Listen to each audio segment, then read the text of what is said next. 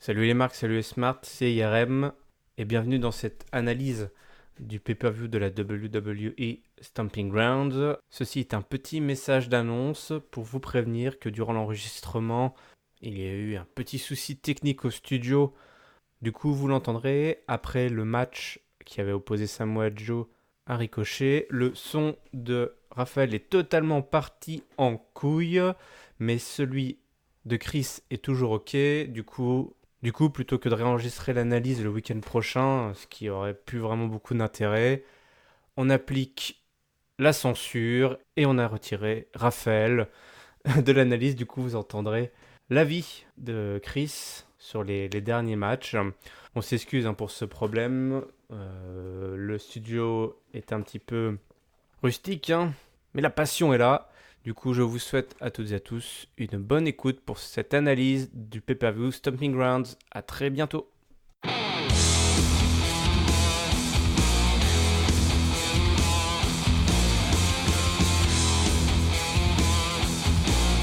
Salut les marques et salut les smarts, bienvenue sur Catch Up, le podcast qui transpire le catch.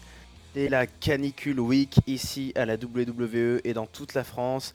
Nous, on est chaud, pas forcément grâce à ce qu'on a vu sur le ring, mais peut-être bien que si. En tout cas, on va vous analyser le tout premier Stomping Grounds de l'histoire, donc forcément le meilleur Stomping Grounds de l'histoire. Je suis Raphaël et je suis avec Chris. Comment vas-tu, Chris ? Salut Raphaël, salut peuple de Catch-Up. Et bah écoute, comme tout le monde, chaudement. C'est bien aéré chez toi, on vous offre des petits rafraîchissements. Ouais, ça va, ouais, à l'EHPAD là-dessus, ils sont vachement vigilants depuis 2003, ils ont retenu la leçon et du coup, quand même, les papis comme moi, on est bien suivis, tu vois, avec des pulvérisateurs, avec des bouteilles d'eau, avec des bouillottes de glaçons. C'est formidable l'EHPAD à mon âge. Ah bah c'est très bien. Bah écoute, tu m'envoies ravi. Je t'imagine donc en pleine forme pour cette analyse de Stomping Grounds. Et voilà, donc Stomping Grounds avait lieu à Tacoma dans l'état de Washington. Je vais de suite commencer par, je pense, te passer la parole puisqu'il y avait un kick-off show que je n'ai pas vu. Tu l'as bien vu toi, Chris ? J'ai vu le kick-off show, ouais, tout à fait, ouais. Voilà, il y avait un match, donc c'était Ouais, le... Pardon ? ouais, il y avait un match, ouais, ouais, Ouais. tout à fait.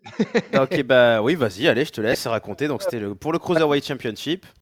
Du coup, c'était le kick-off et donc ça se passait à Tacoma, à Washington. On verra plus tard que ça aura une certaine importance.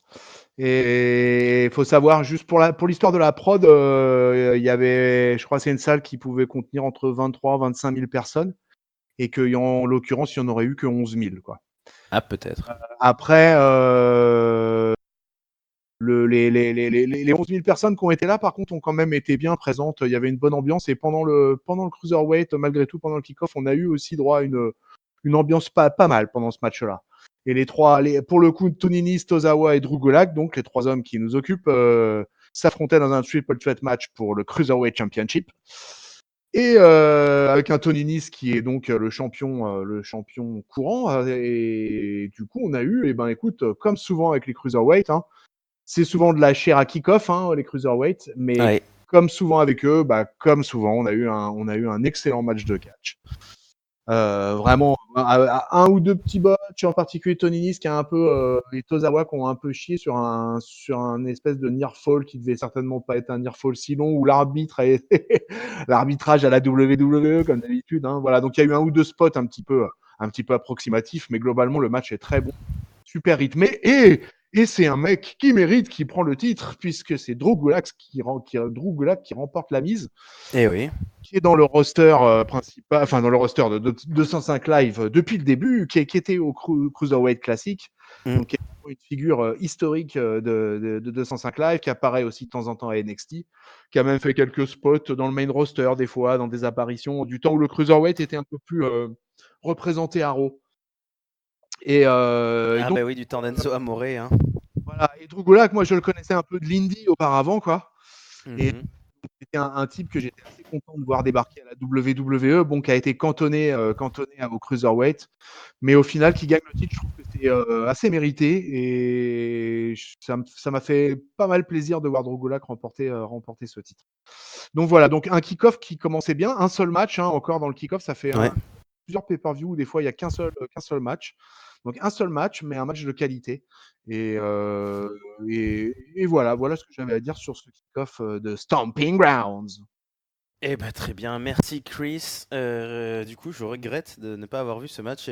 J'ai bêtement oublié, enfin j'ai bêtement oublié, j'ai oublié de récupérer, on va dire ça comme ça, le lien, un lien sur le kick-off. Puis je m'étais dit bon, mais finalement ça avait l'air pas si mal, donc ouais, éventuellement à jeter un œil. En tout cas, le show principal, son opener, c'est une ceinture féminine. Donc Becky Lynch, la populaire Becky Lynch, est toujours la championne de Raw et elle défend son titre contre la sassy Southern Belle, Lacey Evans, une rivalité qui dure depuis les lendemains de WrestleMania, donc ça commence à durer. Le match, lui, durera 11 minutes, le temps de voir Lacey Evans pas mal dominer, comme souvent d'ailleurs dans leurs affrontements, et comme souvent en général d'ailleurs, Lacey Evans, elle est booké comme quelqu'un d'assez costaud. Niveau in-ring, bon, on va analyser. Moi, j'ai trouvé ça un petit peu pauvre quand même, hein. C'est beaucoup de kicks dans les turnbuckles. Elle donne des coups de pied, des coups de poing quand elle met Becky Lynch dans le coin. Becky essaye de s'échapper parfois en utilisant plutôt sa souplesse. Il y a un moment où elle contre un tombé en se relevant, là, en utilisant ses abdos comme elle l'a fait parfois. Et au final, elle réussit quand même, Becky Lynch, la championne, à placer un disarmer fatal, puisque Lacey Evans, comme la dernière fois, c'était quel pay-per-view d'ailleurs la dernière fois, je ne me souviens plus, mais bref, Lacey Evans tape très vite et perd donc cette deuxième et peut-être dernière chance pour le titre féminin. En tout cas, Becky One Belt reste Becky One Belt. Est-ce que cet opener a été à la hauteur du kick-off, Chris? Écoute, je trouvais ça pas mal de lancer le pay-per-view avec ce match de championnat féminin. Avec une Becky Lynch très over, toujours. Becky Lynch super over et avec une Lacey Evans qui obtient la réaction de heel à son entrée qu'elle espère obtenir. Après, voilà, je suis partagé avec Lacey Evans parce que, comme tu l'as justement dit, in-ring, c'est vraiment pas terrible, quoi. Et bon, Becky porte le match clairement de toute façon. Et du coup, Becky, d'ailleurs, elle est un petit peu obligée de un peu trop parler pendant les matchs. Ouais. Il faut qu'elle fasse attention à pas se sinaïser, qui était un grand spécialiste des calls sur le ring et qui ça devenait assez agaçant, en particulier sur sa fin de carrière là. Et Becky, mais je crois que là, Becky, elle était un peu obligée parce que Lacey, elle est en dessous au niveau du in-ring, quoi, hein, vraiment en dessous. Hein, ça, c'est vraiment pas terrible. Donc le match a été, tu m'as 11 minutes, ouais, voilà, ouais, j'allais dire c'était assez court quand même. Et mais par contre, Lacey Evans, si tu veux, je trouve que par contre, elle est bien dans le personnage et qu'elle agit bien en tant que heel, qu'elle se reçoit les hits qu'il faut au bon moment, qu'elle sait stopper des passages dans le match pour devenir odieuse et insupportable, tu vois. Donc quelque part, voilà, je suis mitigé avec elle, quoi. Mais c'est vrai que dans le ring, après, on a eu quand même droit, le public a commencé à chambrer d'entrée hein, dans le pay-per-view, puisqu'elle a quand même eu droit à des Lacey Sucks et à des You Can't Wrestle, quoi. Ah oui, Et, c'est vrai. et ça a duré un petit moment, en particulier le You Can't Wrestle, quoi. Et du coup, Becky a pris en charge le match, quoi, à ce moment-là. Hein, parce que la foule après s'est mise à chanter Becky, ça s'est plus arrêté, quoi. Donc bon, voilà. Après, juste pour finir sur ce match, justement, le disarmer à la fin, je l'ai trouvé pas bien terrible parce que, encore une fois, pas bien vendu par Lassie, quoi, qui a tapé quasiment dans la seconde à peine Becky avait soulevé le bras. Bah oui. C'était un peu moyen, quoi. Donc un finisher pas extraordinaire, avec une victoire de ma part, en tout cas attendue de Becky. Donc on verra où ça va aller entre les deux femmes. Mais pour ce pay-per-view, en tout cas, voilà, la championne conserve. Et c'est tant mieux. Ouais, ouais, hein, on comprend pas, enfin, on comprend les intérêts physiques de Lacey Evans. Je parle pas juste parce que c'est une belle femme, mais c'est quand même, elle est impressionnante au niveau carrure. Hein, on sent que c'est une athlète. Mais c'est vrai que bah, elle a un gros push là qui n'en finit plus. Hein, depuis 2-3 mois, on voit qu'elle pour ce titre féminin d'Euro. On voit pas qui d'autre derrière. Et ouais, c'est vrai que c'est sur le ring, moi c'est un peu décevant. Et des You Can't Wrestle, la WWE, on n'entend pas souvent ça quand même dans le public, je trouve. Hein. Bon, on a eu un public qui a effectivement été assez vocal et qui a pas mal manifesté son mécontentement à plusieurs reprises, on y reviendra. Ah ouais, tout à fait, ouais. Mais ouais, petite interrogation. Ça a commencé avec Lacey Evans, quoi. Donc, Ouais, la contestation a commencé avec Lacey Evans. c'est Mais, ça. mais c'était Voilà, tu vois, enfin, tous les deux, je pense qu'on suit suffisamment le catch pour bien savoir que voilà, c'est clairement Becky qui porte le match et qu'on sent vraiment qu'elle est trop green encore, Lacey Evans, pour. Si tu veux, elle peut faire de la très bonne mid-card, mais moi je trouve que le main event pour le titre suprême, ça me paraît un peu gros quand même pour Lacey Evans de prime abord. En tout cas, sur ce match-là, pour moi, elle délivre pas la marchandise dans les cordes. Ah non, bah c'est sûr qu'après une très longue ère là de plusieurs mois où il y avait que des Charlotte, des Ronda Rousey et des Becky Lynch, ça retombe un petit peu. Après, le problème c'est qu'il n'y a pas, j'ai envie de dire, il n'y a pas de mid-card féminine quoi. Hein. Maintenant qu'il y a la ceinture tag team, les filles, soit elles sont par deux, soit elles sont, soit elles sont pour le titre mondial direct. Et c'est un peu problématique, je trouve. Après, je suis d'accord avec toi, elle a un personnage, encore que je trouve pas très. Je sais pas comment dire, elle joue la lady, mais en fait, in ring, bon, bah, elle joue la heel assez classique, quoi. Elle a pas des mimiques, enfin, elle a un petit peu, mais quand elle se bat, elle fait bonhomme, quoi. Elle fait pas, elle garde pas ce côté classique. Une fois que la cloche sonne, je trouve, il y a peut-être des trucs à creuser. Bon, mais effectivement, voilà, ils ont choisi pour la lancer de la mettre à ce niveau-là. Faut voir comment ils gèrent l'après pour Lacey Evans. Ouais, Mm. et il va y en avoir à gérer. Alors, on passe à la suite, c'est bon pour toi, pour les filles? Ah, c'est pas fini, les filles, on va en Ah, retrouver quand même. non, bien sûr, mais pour ce match, pardon. Les filles rouges. Ensuite, eh bien, on continue la soirée, ça enchaîne très vite. Hein. Un match tag team. Donc, les Canadiens, Kevin Owens et Sami Zayn, affrontent les deux tiers du New Day, donc Xavier Woods, hein, l'inévitable Xavier Woods, et Big E, enfin revenu de ses diverses blessures. Donc les deux équipes vont s'affronter. On sait que tous ces gens-là se sont beaucoup croisés ces dernières semaines à la faveur des wildcards. Kevin Owens et Sami Zayn contre le New Day.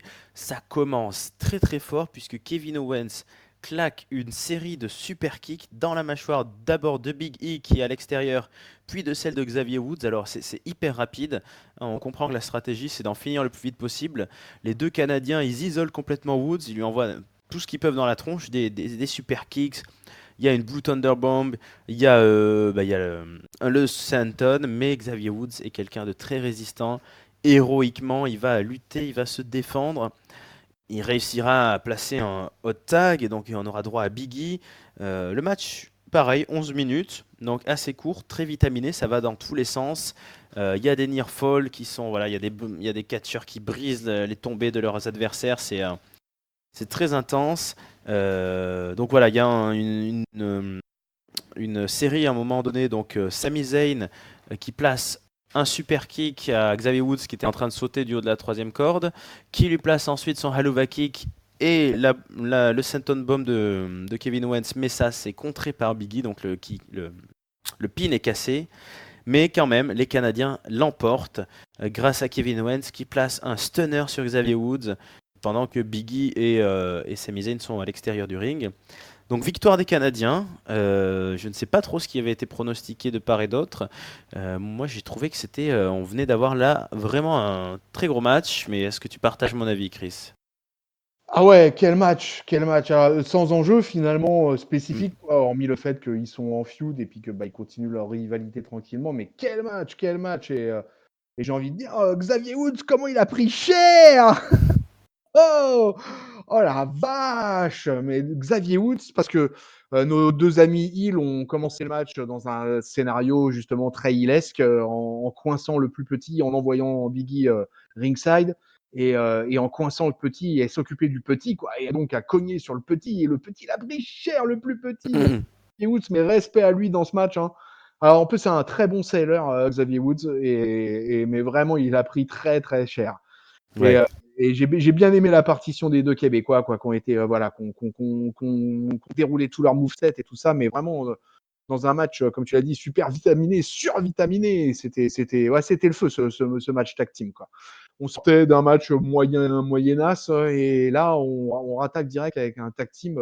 Voilà, bon, il y a rien entre les deux équipes, il y a pas d'enjeu. Je sais pas si un jour Kevin Owens et Sami Zayn seront mis un peu dans la course au Tag Team Championship, quoi, pourquoi Ça pas. serait bien, ouais. Ça serait pas mal, parce que je crois qu'ils s'en sont jamais approchés de près ou loin, alors qu'ils sont quand même une équipe plus ou moins permanente depuis qu'ils sont ensemble dans le main roster, avec des séparations et des retours. Mais quel match, quel match. Franchement, combien de temps t'as dit? 11 minutes aussi, ce match-là, comme Oui. chez Evas, quoi. 11 minutes, 11 minutes de feu. Franchement, 11 minutes au taquet, quoi. Vraiment un des meilleurs matchs de la soirée. Et puis Biggie dans le ring, quoi. On l'a un peu oublié parce qu'il a été blessé, qu'il a fait des retours sans catcher, qu'il est reparti, qu'il a refait des retours.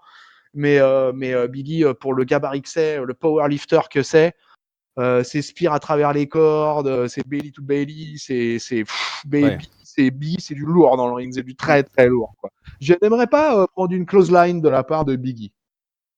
Oui, mais j'espère que ça ne t'arrivera jamais, mais tu sais ce qu'il t'a à faire, hein, tu ne le provoques pas et ça devrait aller. Hein. Ouais, ça devrait bien se passer, ouais. Tu manges bien tes pancakes et tes boutillos, Voilà. et ça devrait le faire. Mais oui, là on avait vraiment tout le monde qui était là, quoi. Moi ça m'a fait plaisir. Déjà, je suis très content de la victoire des Canadiens. Ils ont été, depuis qu'ils sont de retour, ils sont assez bien placés. Hein. Kevin Owens, il était challenger pour le titre de Kofi Kingston. Mais à chaque fois, ils marquaient un petit peu le pas. Hein. Sami Zayn s'était fait tabasser par Rollins aussi. Alors que là, là, ils sont conquérants, ils gagnent contre une grosse équipe. Le New Day, tu l'as dit, ouais, ils ont sorti la grosse artillerie. Ouais, je sais pas si c'est une sorte de réponse à ce qui s'est fait en tag team à la AEW, si c'est un truc un peu comme ça ressemble un peu au match de NXT. En tout cas, on a eu une vraie ambiance tag team et la foule aussi a complètement mordu dedans.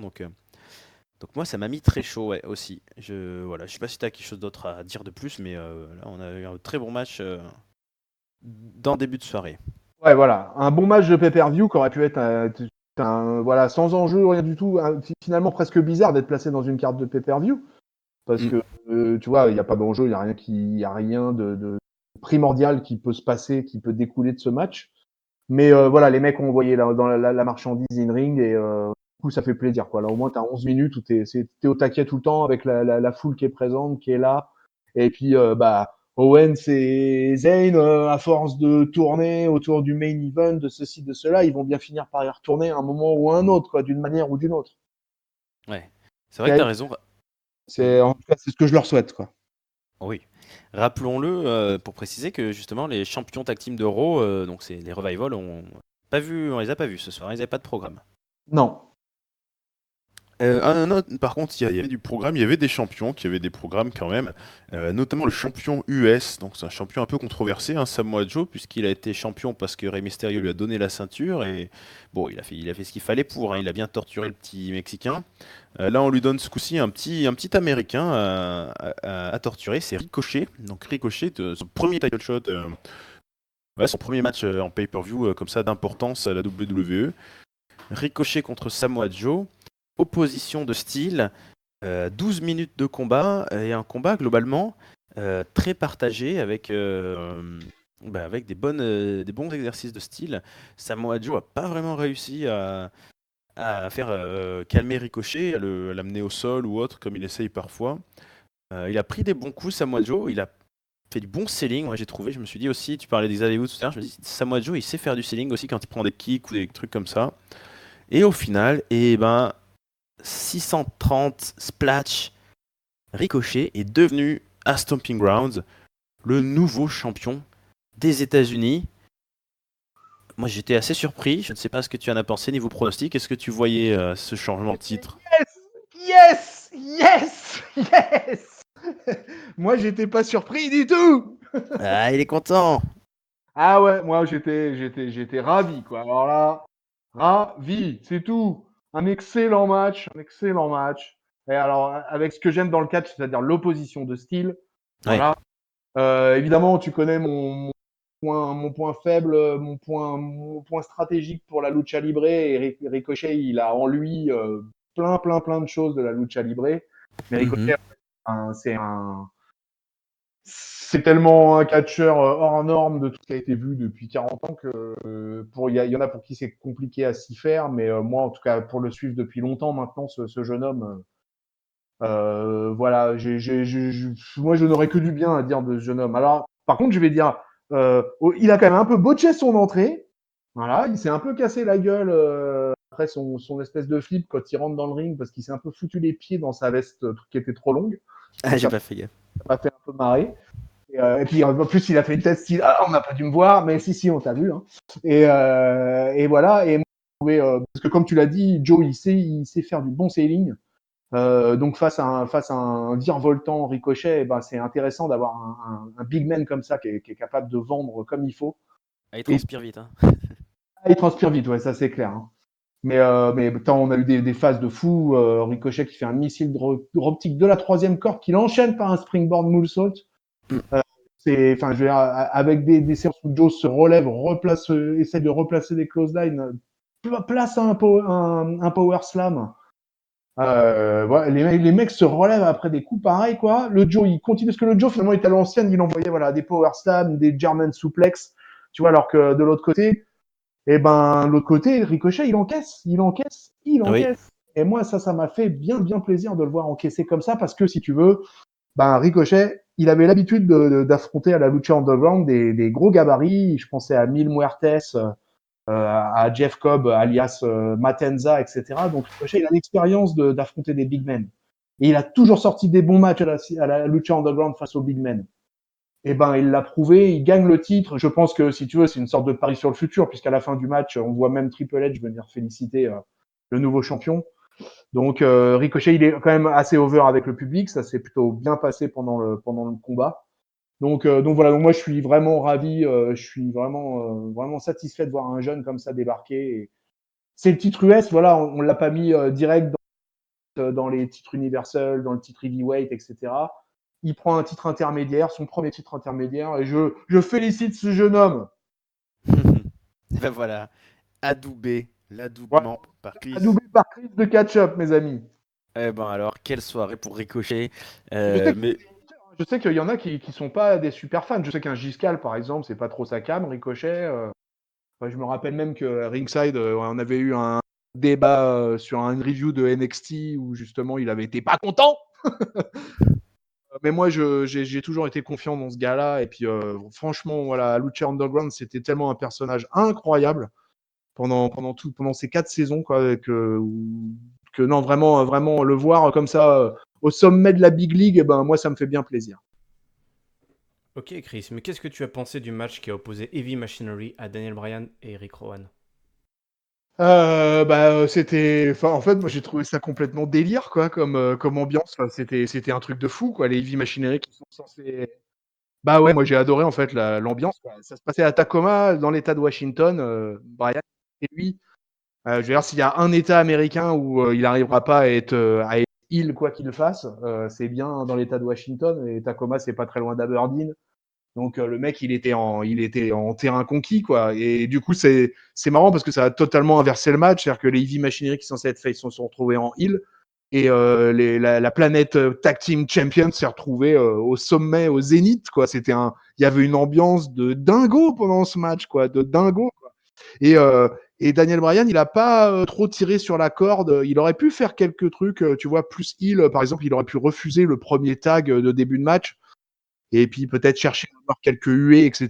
Et puis bah non, finalement, il l'a pas joué comme ça, il l'a joué, bon bah voilà, de toute façon, quoi qu'il fasse, le public aurait été avec lui ce soir, donc il a assumé totalement le rôle de heel, et puis bah il a gagné alors là, pour le coup, il gagne un match, moi le match, je l'ai trouvé plutôt bon, plutôt pas mal. Les Heavy Machinery, je les trouve relativement limités. Finalement, celui qui a le plus de charisme me semble être Otis, Tucker me semble un peu plus effacé. Mais bon, in-ring, ils me font vraiment pas rêver, les Heavy Machinery. Mais alors c'est sûr que bon, comme Brian, il peut sortir un bon match d'un balai ou d'une clé de 7, donc en général ça va, on s'en sort. Mais c'était le finish, si tu veux, c'était un bon finish old school Daniel Bryan, c'était un finish Mr. Small Package, comme à la Ring of Honor au bon vieux temps. Donc il nous a fait ça à l'ancienne, le Daniel Bryan.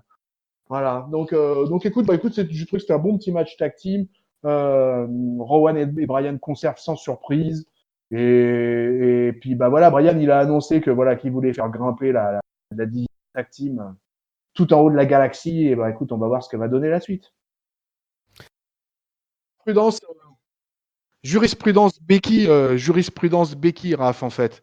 Tu veux, le public, de toute façon, il n'avait pas envie de huer Daniel Bryan. Et donc, coup, Brian, il s'est dit, ouais, quoi que je fasse, de toute façon, là, ça va être la folie pendant 10 minutes, quoi. Donc, allez, on y va, et puis voilà, on catch, et puis voilà, quoi.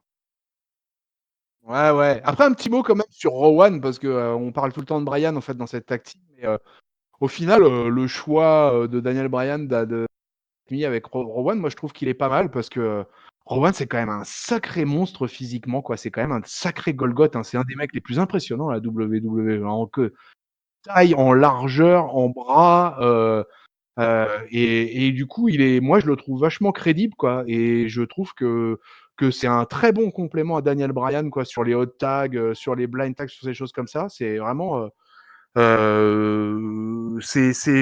trouve que ça se passe bien, qu'il y a un bon truc entre les deux, quoi. Et Alexa Bliss versus Bailey, t'en as pensé quoi? Ouais, un match. En tout cas, moi, j'ai pas trouvé ça extraordinaire. Ça m'a. Bon, en plus, ce qui me pose problème quand même, c'est que Alexa Bliss, à la base, elle était du roster de Raw, quoi. Et donc, elle a un shot, pour le titre de SmackDown. Bon, bref, on sait bien qu'on mette ouais, voilà, fameuse wild card rule, quoi. Donc bon, déjà juste ça, je trouvais ça un peu bizarre, quoi. Et ouais, non, vraiment, ce match, vraiment, m'a pas intéressé. Là, très franchement, j'ai eu du mal, hein. Même si en fait, c'est bizarre, je leur trouve des qualités à toutes les deux, sur différentes choses, mais là, je trouvais que ça passait moyennement. J'ai pas du tout aimé, en fait, en plus, le truc avec Nikki Cross et tout ça. Cette intervention complètement débile, quoi, que j'ai pas compris, quoi, qui servait à rien, qui s'est interposée. Enfin, je sais pas si tu veux, je sais pas si tu à comprendre pourquoi elle est montée sur le ring alors que Bliss se préparait pour placer son finisher. Mais alors qu'elle fasse ça au moment où c'est Bayley qui est en position dangereuse pour Bliss, bon bah ça aurait pu être compréhensible puisqu'elle est la copine de Bliss. Mais non, elle est montée sur le ring au moment où Bliss allait placer son finisher, donc totalement incompréhensible, quoi. Donc écoute, ça m'a déjà que j'étais pas trop dans ce combat, mais alors là, la fin m'a achevé. J'ai trouvé, alors là, ouais, pour le coup, j'ai trouvé un match vraiment médiocre, bon, qui a été assez court. Et avec, encore une fois, là, pour le coup, pas vraiment surprise non plus sur le fait que la championne conserve son titre. Et le duel de Golgoth entre Roman Reigns et Drew McIntyre, un chapitre 2. T'as mouillé ton slip ou pas? Bah non, je t'avoue que j'ai pas été super convaincu par ce match, encore une fois, que j'ai trouvé beaucoup trop long déjà.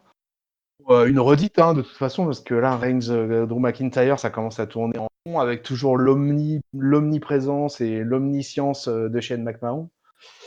Alors là, pour le coup, alors voilà un match où ils se sont fait pourrir par le public, mais alors un truc de fou, quoi, hein. Alors là, on a eu droit à tout, on a eu droit à CM Punk, on a eu droit à This Is Awful, oh là là, on a eu droit à du boring, on a eu droit, oh là là là là, il y a eu un festival, hein, en particulier dans les 6-7 premières minutes du combat. Après, ça s'est un peu éclairci parce que après, ça a commencé un peu plus à envoyer. Et puis, Matt Mahon, du coup, a attiré tellement de hits parce qu'il fait tellement n'importe quoi. Et puis, il y en a tellement, le public en a tellement marre que je crois que le public serait prêt à tout pour que les matchs s'arrêtent le plus vite possible quand Shane McMahon est présent, quoi. Donc non, si tu veux, moi, en fait, le problème, c'est que Reigns et McIntyre, j'aimerais les voir dans le main event, tourner autour du titre universel. Tu vois, j'aimerais les voir dans des feuds comme ça, quoi.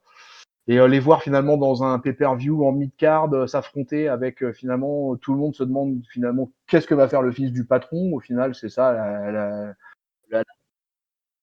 ouais, la permanente question, c'est qu'est-ce que va faire Shane McMahon. C'est pas ce que vont faire Reigns ou Drew McIntyre. Je suis vraiment déçu du traitement des deux catcheurs à l'heure actuelle et je crois que la foule de Tacoma était un peu pareil que moi. Il est chahuté dès l'entrée et après vraiment les 6-7 premières minutes de combat sont terribles pour les deux. Vraiment. Et Corey Graves et Cole font tout leur possible pour parler de tout sauf des chants qui se passent autour d'eux. Ouais, bah ils nous ont donné quand même un peu leur routine. Sur la table des commentateurs, on a quelques phases quand même bien violentes, quoi. C'est quand même deux mecs de 120 kilos, donc ouais, c'est pas terrible, mais c'était difficile. Que sortir dans un pay-per-view intermédiaire comme ça, tu vois? Alors que les mecs, en plus, on les a vus à WrestleMania, en fait. On les a vus à Raw, à SmackDown, on les a vus partout, là. Moi, je dis, pour les deux catcheurs, là, c'est pas une situation confortable à l'heure actuelle. c'est Shane McMahon qui tire les marrons du feu et qui est la star de cette rivalité. Et, à mon grand désarroi, vraiment, ça me désole totalement. Et finalement, bah, c'est Reigns et Drew McIntyre qui se retrouvent dans ce marasme. Voilà. Bon, j'espère que Dolph Ziggler, dans une cage, enfermé avec Kofi Kingston, aura trouvé un peu plus grâce à tes yeux. Ah non, là je crois pas. Là, en plus, bon, pour moi, ils étaient pas servis par la stipulation parce que moi, les style cage match, c'est vraiment pas ma stipulation favorite à la WWE. Et ensuite, si tu veux, ça a été bizarre. Moi, j'ai trouvé que c'était un combat en 2 parties. J'ai trouvé que la première partie était plutôt bonne. Si tu veux, je préfère en fait quand les catcheurs cherchent à s'échapper de la cage en passant par-dessus qu'en passant par la porte. Ce truc de passer par la porte, ça a un peu tendance à m'horripiler, les amis. Et en fait, j'ai plutôt aimé la première partie de combat, et la deuxième partie de combat, en fait, s'est transformée en mat wrestling où on a eu droit à une succession de soumissions. Ça a duré pendant presque 12 minutes. On a eu de la succession de soumissions et de soumissions et encore de soumissions entrecoupées avec un zigzag qui, effectivement, comme tu l'as signalé, n'a pas été létal. Et alors que Trouble in Paradise, depuis 2 mois, est totalement létal, lui. Et d'ailleurs, que n'aura pas utilisé Kofi au final. Et Et non. effectivement, il fait ce fameux suicide dive par-dessus le cadavre de Dolph pour finir le match. Finalement, ce spot était plutôt sympa d'ailleurs. Oui. Et ça m'a un peu sauvé la fin. J'ai pas été super emballé par ce match, je t'avouerais, quoi. Ça a été, j'ai trouvé ça un peu trop long. J'ai trouvé, voilà, toute cette période de trucs de soumission et tout ça, j'ai trouvé que là, vraiment, ils en faisaient trop des caisses et que la porte, et vas-y que je rampe sous la porte et tout ça, ça a duré je sais pas combien de temps. Ça m'a un peu sorti du match, quoi. Ça m'intéressait pas plus que ça. Et je voyais pas Dolph Ziggler gagner. Je voyais pas Dolph Ziggler gagner. Ils ont pas réussi à me faire rentrer dans le match parce que il n'y a pas eu un moment où je me suis dit, ah ouais, là, si Ziggler, là, quand même, quoi, où ils vont tenter des near fall, il va y avoir du near fall, il va y avoir des choses comme ça. Ben non, même pas, en fait, ils se sont acharnés sur la porte. Donc ça, voilà, ça a fait largement baisser mon estime pour ce combat. Ouais, je sais pas, ce qui est difficile, en fait, dans la crédibilité, c'est que quand il dit it should be me, it should be me, j'ai envie de dire, bah ouais, mais Dolph, t'as déjà une super belle carrière en réalité. Parce que moi, j'aime beaucoup, en fait, Ziggler. Mais depuis 1 an ou 2, je considère que, voilà, il est passé dans la case vétéran, qu'il intervient surtout sur des feuds épisodiques, qu'il a souvent remplacé des mecs qui étaient soit blessés, soit absents pour x, y raison. Tu vois, et bah, It Should Be Me, j'ai envie de dire, bah ouais, mais Dolph, ça y est, t'as déjà été champion du monde, t'as gagné le Money in the Bank, t'as gagné les Survivor Series, il a une belle carrière derrière lui, donc si tu veux, j'ai du mal à l'envisager comme nouveau champion du monde et prendre le titre à Kofi, quoi, tu vois, je pense que Non. pour moi, Dolph, il ne pouvait être qu'un challenger de transition. J'arrive pas à croire que la ceinture changera de main envers Dolph. Je crois pas à ça. Oui, ce main event alors, Chris, qui a opposé Seth Rollins et Baron Corbin pour le titre universel, hein. Qu'est-ce que tu en as pensé? Est-ce que l'amour a triomphé? Ouais, bah ils nous sortent la carte du couple, du power couple, quoi. Voilà, quoi. C'est un ressort à la WWE, quoi. Pas tellement une nouveauté, quoi.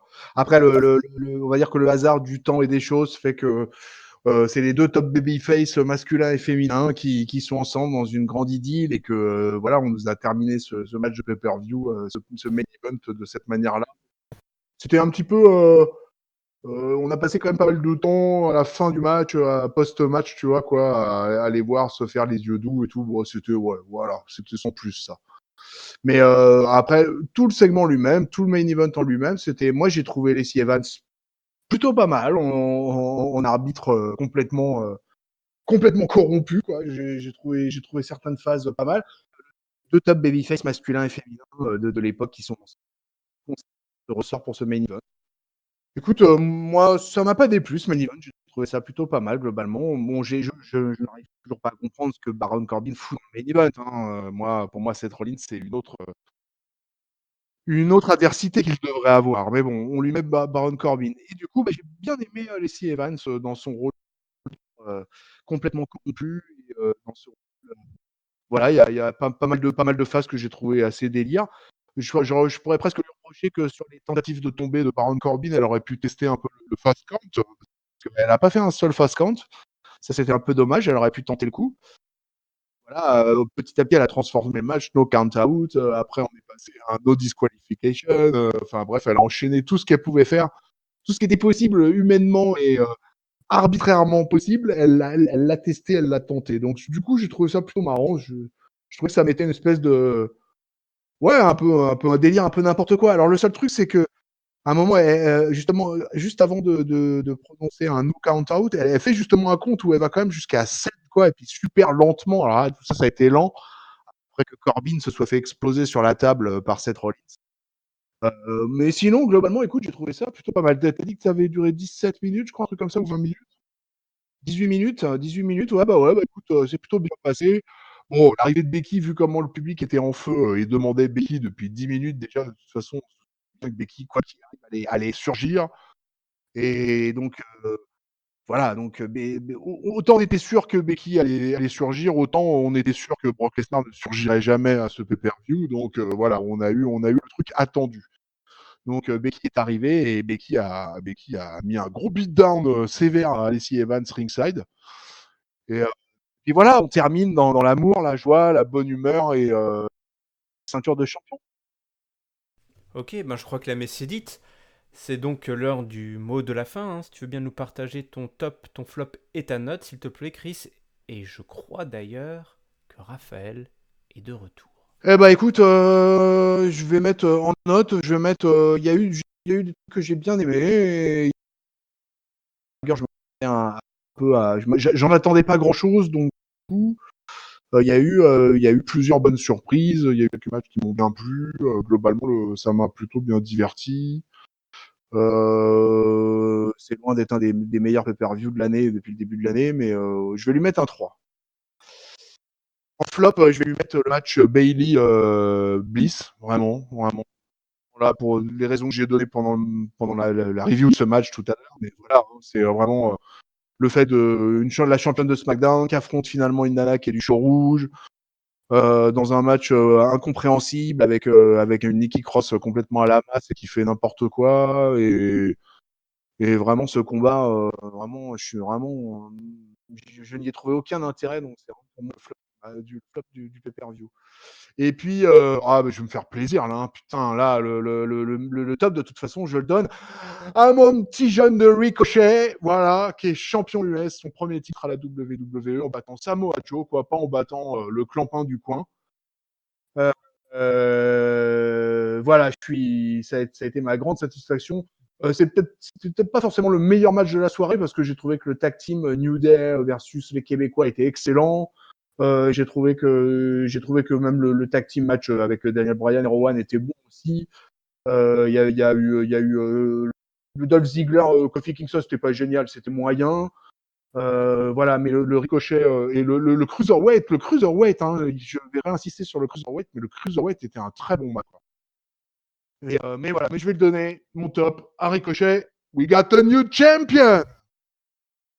Eh bah oui, d'ailleurs, Ah non, j'allais dire, c'est le seul nouveau champion de la soirée. Non, il y a Drew Gulak aussi, effectivement. Voilà, quoi. Mais voilà, félicitations à eux, félicitations à ces nouveaux champions. Moi, je suis un petit peu moins motivé que toi. J'ai mis 2,5, un chaud intermédiaire, chaud moyen. La chance qu'il a, c'est qu'on n'attendait pas beaucoup. Et c'est vrai que ça a été un sacré bordel de booker ça en 2 semaines avec le show de Jeddah, qui n'est pas vraiment un pay-per-view parce qu'il n'y a rien d'important qui s'y passe, mais bref. Voilà, donc là on part sur la route d'Extreme Rules. Peut-être qu'il y aura plus de choses intéressantes et des challengers un peu plus sympas que Baron Corbin. Moi, mon flop, je vais le mettre. Moi, ouais, je vais le mettre à Roman Reigns Drew McIntyre. Parce que je trouve que ça servait à rien de le refaire ce match. Je me souviens plus trop à WrestleMania, il me semble que j'avais pas trop aimé non plus, mais là enfin, voilà, c'était pas bon non plus parce qu'il n'y avait pas cette gimmick. Vince McMahon la dernière fois, donc là c'était lourd en fait, c'est un match lourd je trouve, on n'arrive pas, enfin voilà, ça m'a pas plu. Et mon top, puisque tu le donnes à Ricochet, moi je vais le donner à celui que tu as considéré comme le meilleur match de la soirée, le show stealer. Pour moi c'était clairement Kevin Owens, Sami Zayn, Xavier Woods, Big E. Là on a 4 excellents catcheurs qui ont fait de l'excellent catch pour cette soirée, donc les mecs, vous méritez votre paye, là vous avez rempli le contrat. Autant tout n'a pas été bon ce soir-là. Autant il y a des choix discutables scénaristiquement, ce qu'on veut, autant là c'était pour la gloire, et ben là ils ont la gloire, ils ont remporté ce glorieux combat, ils ont donné une très grosse perf, bravo à eux. Et puis ben, bravo à nous d'avoir fait cette review de Stomping Grounds comme ça malgré la chaleur. Ça va Chris, tu t'es hydraté un petit peu pendant qu'on parlait? Ouais, t'inquiète, j'ai toujours mon petit pulvérisateur à côté de moi. C'est bien, c'est très bien. J'ai senti quand on parlait de Ricochet, là, j'espère que l'infirmière était là pour te mouiller un petit peu la nuque parce que t'avais l'air chaud patate. Ah, c'est clair, je confirme, c'est chaud bouillant. Voilà. Bon, est-ce que tu veux rajouter quelque chose sur ce show, Chris, avant qu'on passe à la petite promo? Bah non, écoute, un peu, voilà, je dis déjà, hein, voilà, pay-per-view intermédiaire, le prochain, donc c'est Extreme Rules. Ouais, Ça se passe le 14 juillet, Extreme Rules. d'accord. Et il y a déjà du de lancer, et parce que est-ce que vraiment on est un mois SummerSlam à Extreme Rules? Est-ce qu'il s'y passe des choses fondamentales? Je suis dubitatif. On verra. On va voir ce qui va se passer en termes de booking sur les weekly sur les prochaines semaines. Effectivement, n'hésitez pas à suivre avec nous, hein. Là, on a parlé de Stomping Grounds. J'espère que le show vous aura plu au moins, et puis que cette analyse aussi. N'hésitez pas à nous donner votre avis en commentaire. Ce que vous pensez de Shane McMahon, ce que vous pensez du traitement de Roman Reigns, ce que vous pensez de Lacey Evans et Becky Lynch en entrée et en dessert. Voilà, on est sur iTunes, Spotify et SpotCloud, sur YouTube aussi. Donc Catch Up sur les réseaux sociaux, on s'appelle Catch Up CDC, donc parlez-nous sur Facebook, Instagram ou Twitter. Et puis bah voilà, n'hésitez pas hein, à intervenir, à interagir avec nous. Nous on est chaud. On va faire attention à la chaleur cette semaine. Faites attention à la chaleur, restez à l'intérieur et puis ben il vous reste à regarder Raw et SmackDown, ça viendra aussi. Donc restez connectés. Moi, je te remercie, Chris, pour cette participation motivée et motivante. Je pense il va être l'heure d'aller au lit. Là, les pads, tout le monde a éteint les lumières, je pense. Ah bah oui, là, tu te rends pas compte, là, normalement, là, je vais avoir... Logiquement, c'est couvre-feu à 20h, 20h30, et puis là, avec la chaleur, si tu veux. Puis je fais peut-être un peu de bruit aussi, je crois, pour Ah, mes voisins, quoi, tu vois. eh ben, écoute, on va les laisser tranquilles. Bonne soirée à eux. Euh, Bien, mais merci à tous de nous avoir écoutés. Et puis, bah, bonne semaine pleine de catch. Et comme on dit, voilà, attention à la canicule, hydratez-vous bien. Ciao! Salut Raphaël, salut peuple de catch-up.